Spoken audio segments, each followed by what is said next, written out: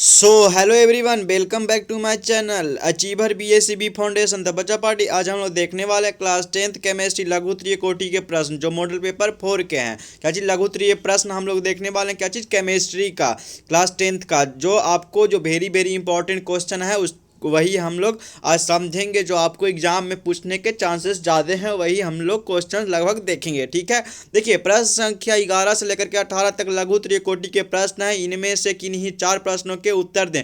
प्रत्येक प्रश्न के लिए 1 अंक निर्धारित है। ठीक, चलिए 11 नंबर प्रश्न में आपको दिया गया है ए में उन वियोजन अभिक्रियाओं का एक एक समीकरण लिखिए जिसमें ऊष्मा, प्रकाश और विद्युत के रूप में ऊर्जा प्रदान की जाती है। देखिए तो यहाँ पर उत्तर में दिया गया है क्या CaCO3 और इसमें है जो हीट मतलब ऊष्मा निकलता है क्या चीज़, और इसमें है जो क्या बनता है CaO प्लस CO2 बनता है। ठीक, यहाँ पर देखिए दूसरा में यहाँ पर लिया गया क्या 2AgCl सॉलिड में है क्या चीज़ सूर्य का प्रकाश इसमें पड़ता है, क्या चीज़ बनता है 2Ag सॉलिड और क्या चीज़ प्लस Cl2 गैस बनता है। ठीक, चलिए और उसके बाद देख रहे हैं क्या है 2H2O अम्लीय जो है, इसमें क्या चीज़ विद्युत है जो क्या विद्युत के साथ अति किया जाता है, तो उसके बाद इसको क्या बनता है जो रिएक्शन होता है तो क्या बनता है 2H2 और क्या चीज़ ऑक्सीजन है O2 है जो अलग। ठीक है, चलिए अब देख रहे हैं बी नंबर क्वेश्चन में पूछा गया है कि क्या है प्रतिस्थापन और द्विस्थापन अभिक्रियाओं के बारे में अब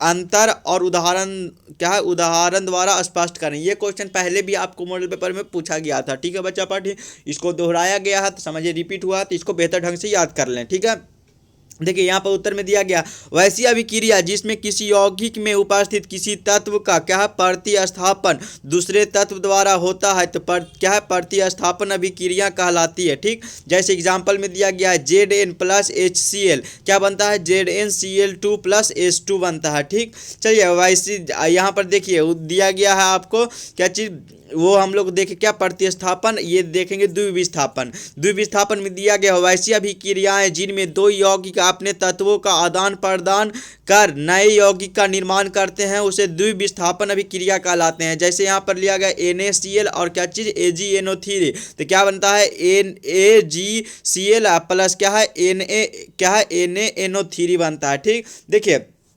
उम्मीद है कि आप लोग बेहतर ढंग से समझे होंगे ये क्वेश्चन जो हम 2 क्वेश्चन समझे हैं। ठीक है, देखिए 12 नंबर क्वेश्चन में आपसे क्या पूछा गया है। देखिए 12 नंबर क्वेश्चन में आपसे पूछा गया है उदासीनीकरण क्या है। उदासीनीकरण जिसको है जो कहते हैं वो क्या है, इसका 2 उदाहरण दे करके समझाने के लिए बोल रहा है क्या चीज़।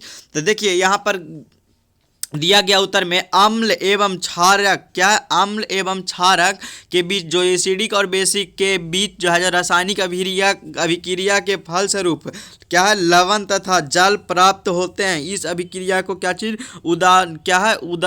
उदासीनीकरण अभिक्रिया कहते हैं। क्या चीज़ क्या है उदासीनीकरण अभिक्रिया कहते हैं, जिसको हम लोग क्या चीज़ उदासीनीकरण कहते हैं। इसमें क्या चीज़ आपको 2 उदाहरण देने के लिए समझा रहा है। क्या चीज़ 2 उदाहरण, देखिए 2 उदाहरण यहाँ पर देकर समझाने के लिए बोल रहा था। फर्स्ट जो उदाहरण लिया गया है सोडियम हाइड्रोक्साइड प्रबल क्षार है तथा HCl प्रबल अम्ल हैं, दोनों के बीच रासायनिक अभिक्रिया के क्या है परिणाम स्वरूप लवण और जल बनते हैं। जैसे यहाँ पर लिया गया ना Na क्या है NaOH aqueous plus HCl aqueous क्या चीज़ बन रहा है NaCl एक्वस प्लस क्या है H2O लिक्विड है H2O। ठीक, चलिए तो यही आपको फर्स्ट में लिया गया सोडियम हाइड्रोक्साइड प्रबल क्षार है तथा HCl प्रबल अम्ल है। तो यह आपको लिया गया सोडियम क्या चीज़ हाइड्रोक्साइड और HCl दोनों का है जो बीच में अभिक्रिया कराया गया तो क्या बना NaCl और H2O। ठीक है, देखिए सेकंड जो है आपको क्या लिया गया है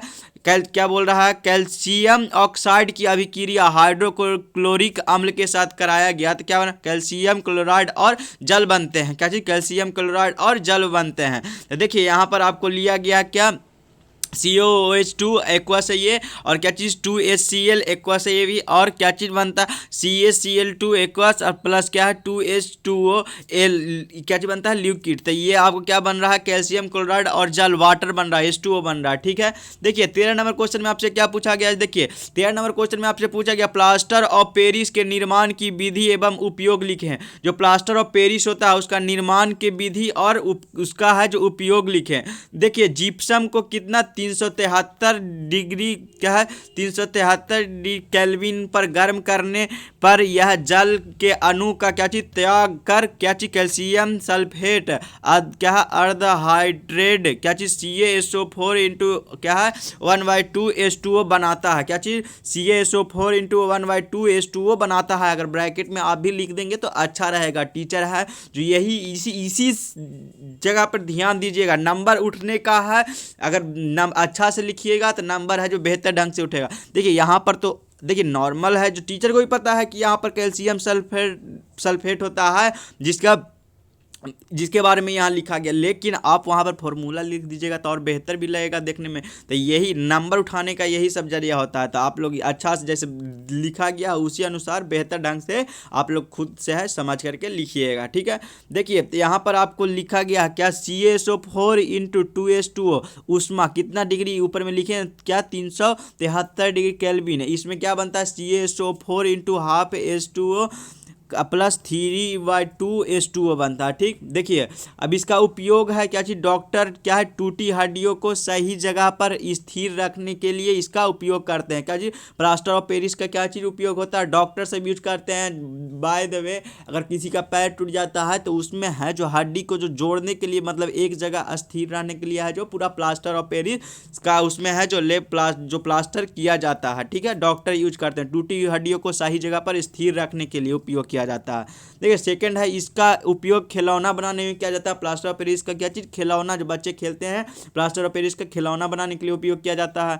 देखिए 14 नंबर क्वेश्चन में आपसे क्या पूछा गया है, देखिए 14 नंबर क्वेश्चन में आपसे पूछा गया है कि धातुओं के 5 रासायनिक गुणों को लिखें। क्या चीज बोल रहा है धातु जो होते हैं धातु के 5 रासायनिक गुणों के बारे में लिखना है। क्या चीज धातु के 5 रासायनिक गुणों के बारे में लिखना है। क्या चीज धातु के 5 रासायनिक गुणों के बारे में, ठीक है। तो देखिए धातु के रासायनिक गुण निम्नलिखित फर्स्ट में लिया गया धातु को वायु में जलाने पर धातु के ऑक्साइड बनते हैं जो क्या चीज क्षारीय हैं। क्या चीज जो क्षारीय यहाँ पर लिया गया है 2 mg लिया गया है, उसमें है जो वाटर के साथ क्या है 2 MgO बनाया, ठीक।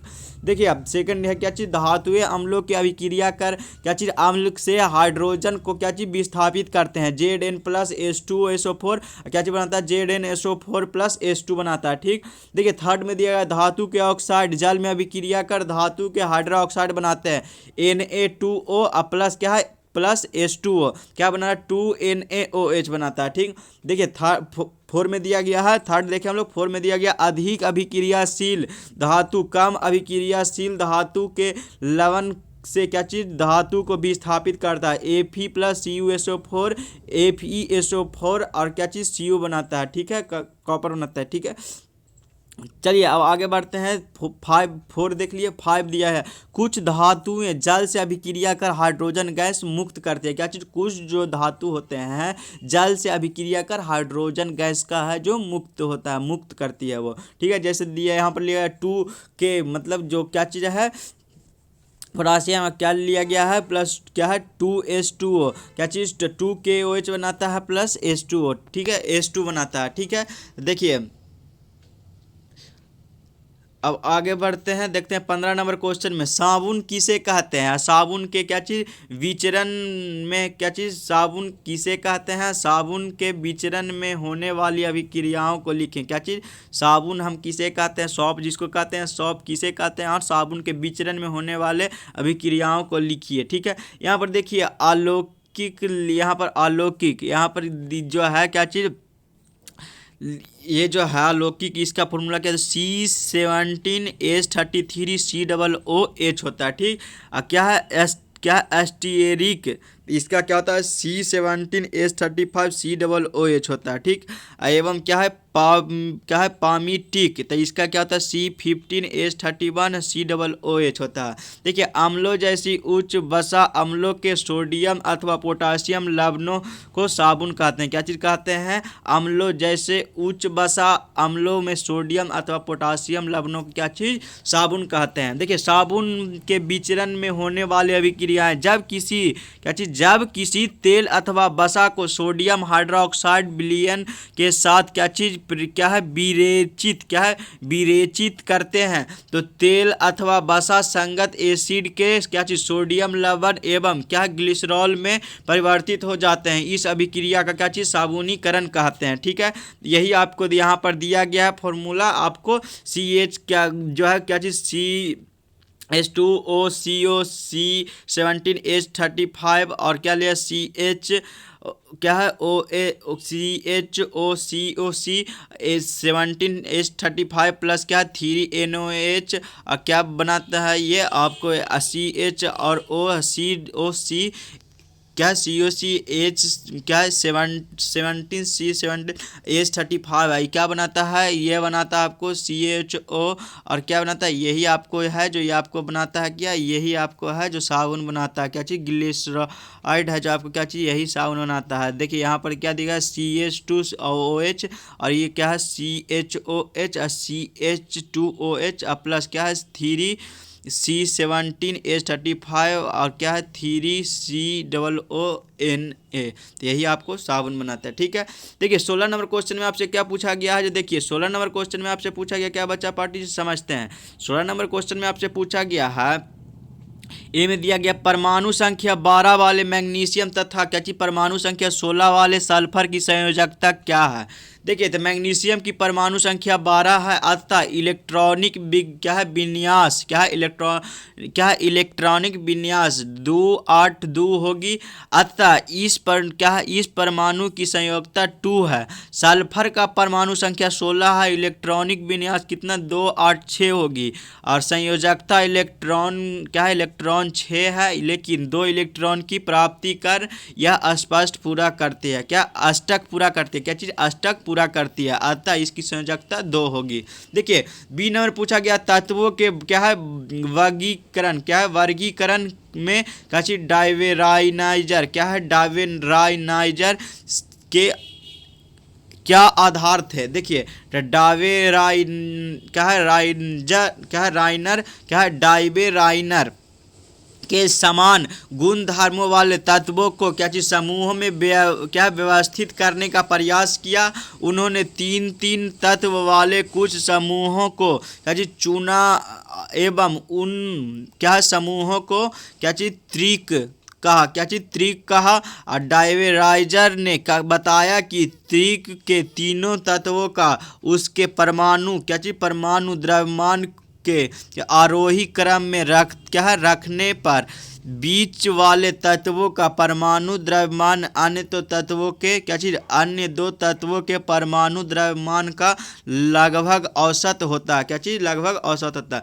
17 नंबर क्वेश्चन में आपसे क्या पूछा गया, देखिए 17 नंबर क्वेश्चन में आपसे पूछा गया है कार्बन के 2 अपरूपों में हीरा कठोर और ग्रेफाइट मुलायम होता है क्यों। तो देखिए 17 नंबर क्वेश्चन में आपसे पूछा गया कार्बन के 2 अपरूपों में हीरा कठोर होता है ग्रेफाइट मुलायम क्यों होता है, जो बतलाइए। ठीक है, देखिए तो हीरे में कार्बन का प्रत्येक परमाणु उत्तर दिया गया क्या हीरे के बोल रहा है हीरे में कार्बन का प्रत्येक परमाणु कार्बन के 4 अन्य परमाणुओं के साथ आवंधित होता है जिससे एक दृष्ट यहाँ पर क्या लिया गया है, यहाँ पर आपको लिया गया क्या त्रिआयासी संरचना बनती है।